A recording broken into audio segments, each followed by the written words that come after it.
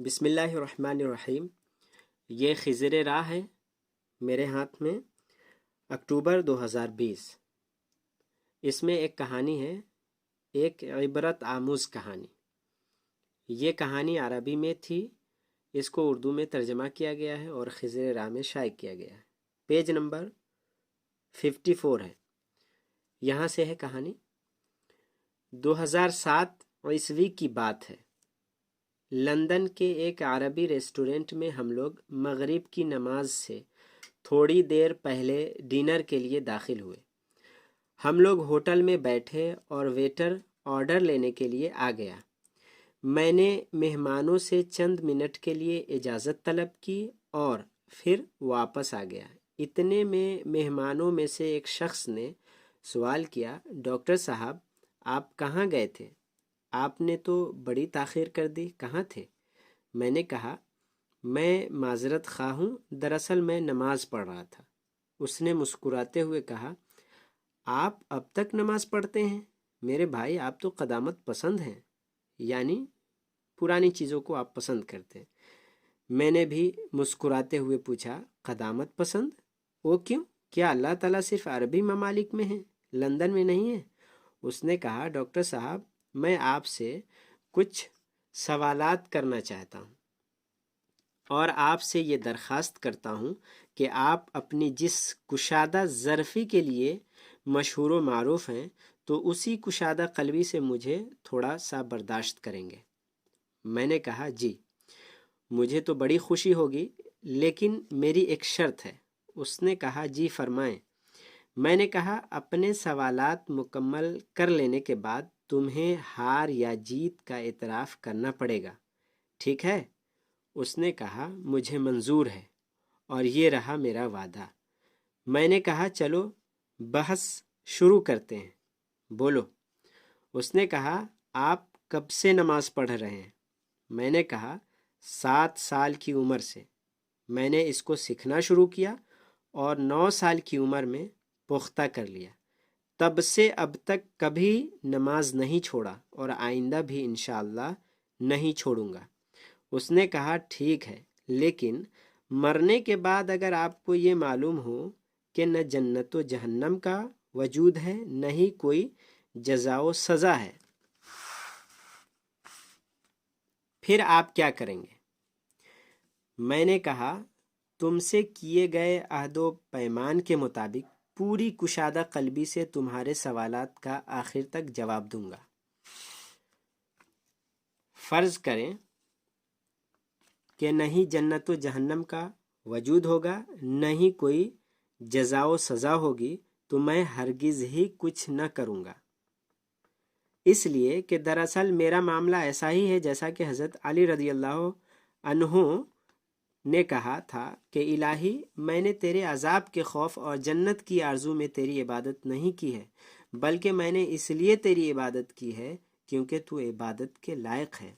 اس نے کہا اور آپ کی وہ نمازیں جس کو 10 سال سے آپ پابندی کے ساتھ پڑھتے آ رہے ہیں، پھر آپ کو معلوم ہو کہ نمازی اور بے نمازی دونوں برابر ہے، جہنم نام کی کوئی چیز نہیں ہے، پھر آپ کیا کریں گے؟ میں نے کہا مجھے اس پر بھی کچھ پچھتاوا نہیں ہوگا، کیونکہ ان نمازوں کو ادا کرنے میں مجھے صرف چند منٹ ہی لگتے ہیں، چنانچہ میں انہیں جسمانی ورزش سمجھوں گا۔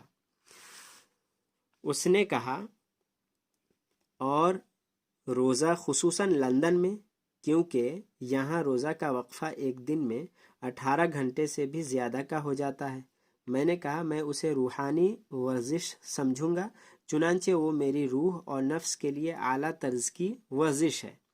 اسی طرح اس کے اندر صحت سے جڑے بہت سارے فوائد بھی ہیں، جس کا فائدہ میری زندگی ہی میں مجھے مل چکا ہے، اور کئی بین الاقوامی یعنی انٹرنیشنل غیر اسلامی اداروں کا بھی یہ ماننا ہے کہ کچھ وقفے تک کھانا پینا بند رکھنا جسم کے لیے بہت مفید اور نفع بخش ہے۔ اس نے کہا آپ نے کبھی شراب پی ہے؟ میں نے کہا میں نے اس کو کبھی ہاتھ تک نہیں لگایا۔ اس نے تعجب سے کہا کبھی نہیں؟ میں نے کہا کبھی نہیں۔ اس نے کہا اس زندگی میں خود کو شراب نوشی کی لذت اور اس کے خمار کے سرور سے محرومی کے بارے میں آپ کیا کہیں گے؟ اگر آپ کے لیے وہی ظاہر ہوا جو میں نے فرض کیا ہے۔ میں نے کہا شراب کے اندر نفع سے زیادہ نقصان ہے، اور میں سمجھوں گا کہ میں نے اپنے آپ کو ایک نقصان دہ چیز سے بچا لیا ہے اور اپنے نفس کو اس سے دور رکھا ہے۔ چنانچہ کتنے ہی لوگ ایسے ہیں جو شراب کی وجہ سے بیمار ہو گئے، اور کتنے ہی لوگ ایسے ہیں جنہوں نے شراب کی وجہ سے اپنا گھر اور مال و اسباب سب کو تباہ کر لیا۔ اسی طرح غیر اسلامی اداروں کے عالمی رپورٹ کو دیکھنے سے بھی یہ پتہ چلتا ہے کہ وہ بھی شراب کے اثرات اور اس کو لگاتار پینے کے انجام سے متنبہ اور خبردار کرتی ہے۔ اس نے کہا حج و عمرہ کا سفر، جب موت کے بعد آپ کو معلوم ہوگا کہ اس طرح کی کوئی چیز نہیں ہے اور اللہ تعالیٰ ہی موجود نہیں ہے، تو آپ کو کیسا لگے گا؟ میں نے کہا میں عہد و پیمان کے مطابق چلوں گا اور پوری کشادہ ظرفی سے تمہارے سوالات کا جواب دوں گا۔ وہ یہ ہے کہ میں حج و عمرہ کے سفر کو ایک خوبصورت تفریحی سفر سے تعبیر کروں گا جس کے اندر میں نے حد درجے کی فرحت و شادمانی محسوس کی اور اپنی روح کو آلائشوں سے پاک و صاف کیا، جس طرح تم نے اپنے اس سفر کے لیے کیا ہے، تاکہ تم ایک اچھا وقت گزار سکو اور اپنے عمل کے بوجھ اور معمولات زندگی کی تھکان کو دور کر کے اپنی روح کو تازگی فراہم کر سکو۔ وہ میرے چہرے کو کچھ دیر تک خاموشی سے دیکھتا رہا، پھر اس نے کہا آپ کا بہت بہت شکریہ، آپ نے میرے سوالات کو بڑی کشادہ قلبی کے ساتھ برداشت کیا۔ میرے سوالات ختم ہوئے اور آپ کے سامنے میں اپنی ہار تسلیم کرتا ہوں۔ میں نے کہا تمہارا کیا خیال ہے؟ تمہارے ہار تسلیم کر لینے کے بعد میرے دل کی کیا کیفیت ہوگی؟ اس نے کہا یقیناً آپ بہت خوش ہوں گے۔ میں نے کہا ہرگز نہیں، بلکہ اس کے بالکل الٹا ہوں، میں بہت دکھی ہوں۔ اس نے تعجب سے کہا دکھی کیوں؟ میں نے کہا اب سوال کرنے کی میری باری ہے۔ اس نے کہا فرمائیں۔ میں نے کہا تمہاری طرح میرے پاس ڈھیر سارے سوالات نہیں ہیں، صرف ایک ہی سوال ہے، وہ بھی بہت سادہ اور آسان۔ اس نے کہا وہ کیا ہے؟ میں نے کہا میں نے تمہارے سامنے واضح کر دیا ہے کہ تمہارے مفروضہ کے واقع ہونے کے بعد بھی میں کسی طرح کے گھاٹے میں نہیں ہوں اور نہ ہی اس میں میرا کسی قسم کا نقصان ہے، لیکن میرا ایک آسان سوال یہ ہے کہ تمہارا اس وقت کیا ہوگا اگر حالات تمہارے مفروضہ کے خلاف ظاہر ہوئے، یعنی موت کے بعد تمہیں معلوم ہو کہ اللہ تعالیٰ بھی موجود ہے، جنت و جہنم بھی ہے، سزا و جزا بھی ہے، اور قرآن کے اندر بیان کیے گئے سارے مشاہد و مناظر بھی ہیں، پھر تم اس وقت کیا کرو گے؟ وہ میری آنکھوں میں آنکھیں ڈال کر خاموشی کے ساتھ دیر تک دیکھتا رہا، اور پھر ویٹر نے ہماری میز پر کھانا رکھتے ہوئے ہماری خاموشی کو توڑا۔ میں نے اس سے کہا مجھے ابھی جواب نہیں چاہیے، کھانا حاضر ہے، کھانا کھاؤ، اور جب تمہارا جواب تیار ہو جائے تو برائے مہربانی مجھے خبر کر دینا۔ ہم لوگ کھانے سے فارغ ہوئے، لیکن اس درمیان اس نے کوئی جواب نہیں دیا، اور میں نے بھی اس وقت اس کو جواب کے لیے کوئی تکلیف نہیں دی، اور ہم لوگ بہت ہی سادگی کے ساتھ جدا ہو گئے۔ 1 مہینہ گزر جانے کے بعد اس نے مجھ سے رابطہ کیا اور اسی ریسٹورنٹ میں ملاقات کا مطالبہ کیا۔ چنانچہ ریسٹورنٹ میں ہماری ملاقات ہوئی، ہم نے ایک دوسرے سے ہاتھ ملایا کہ اچانک اس نے میرے کندھے پر اپنا سر رکھ دیا اور مجھے اپنی باہوں میں جکڑ کر رونے لگا۔ میں نے اپنا ہاتھ اس کی پیٹھ پر رکھا اور پوچھا کیا بات ہے اور تم کیوں رو رہے ہو؟ اس نے کہا میں یہاں آپ کا شکریہ ادا کرنے اور اپنے جواب سے آپ کو باخبر کرنے آیا ہوں۔